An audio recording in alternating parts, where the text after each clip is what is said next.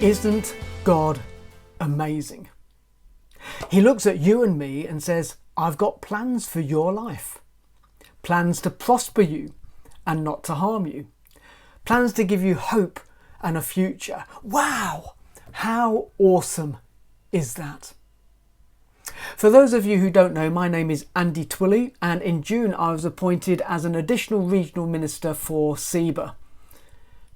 And as I think about those words from Jeremiah, well known I'm sure to us all, I sense that God is wanting to say this to us as an association, as well as to individual churches, and to you and me as individual believers.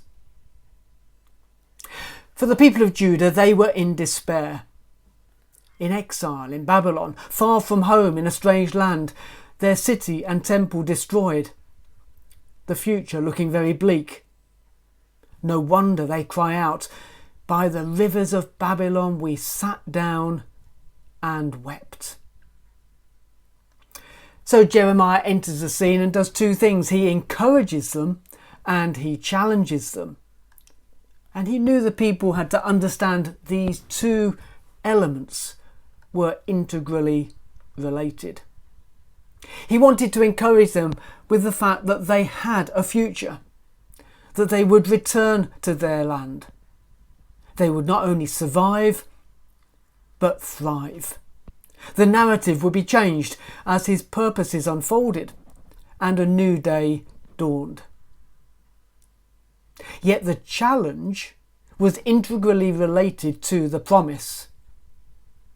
Now, I'm sure that many of us, even as I started quoting those words earlier, knew they came from Jeremiah 29:11. However, I wonder how many could go on to quote verses 12 and 13. You see, it's these two verses that cast the spotlight on how these amazing plans for their future would be experienced. Jeremiah writes, "You will call on me and come and pray to me, and I will listen to you. You will seek me and find me when you seek me with all your heart." That's it. Sure, they could sit back and say, well, that's great, God, bring it on. Let's see what you're going to do, how these plans will unfold.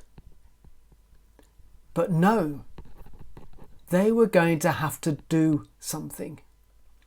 Key to the deal was the fact that they had to turn back to God, to seek God, pray to God, and to do so not nominally, but to do so with their whole heart.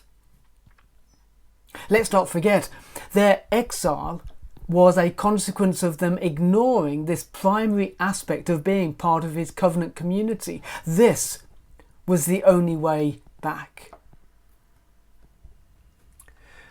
And so for us, we can equally apply these 2 points to ourselves. And as we do that, we find the narrative changes. You see, God says to us, I have good plans. I have good purposes for you.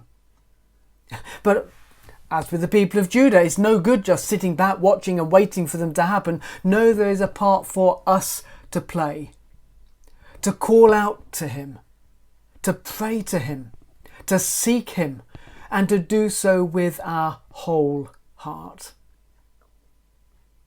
I have great hopes and expectations as I commence my role in SEBA. I look forward to getting to know you and to journeying with you. But even more than that, I am expectant regarding what the Lord is going to do in the months ahead. So seek him with your whole heart. And as you do so, be encouraged as you anticipate what lies ahead.